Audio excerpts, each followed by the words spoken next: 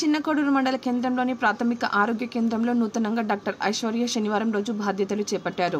ఇక్కడ ఉన్న డాక్టర్ సరిత విధులు నిర్వహించిన రాజగోపాల్ పేటకు బదిలీ కావడంతో గజ్వేల్ ఆర్ఎన్ఆర్ కాలనీ ప్రాథమిక ఆరోగ్య కేంద్రంలో పనిచేసిన డాక్టర్ ఐశ్వర్య చిన్నకోడూరు ప్రాథమిక ఆరోగ్య కేంద్రంలో బాధ్యతలు చేపట్టారు.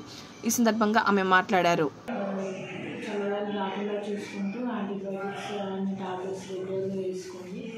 చిన్నకోడూరు హాస్పిటల్ ఎప్పుడు మీకు సహకరిస్తూనే ఉంది. 24 గంటల పాటు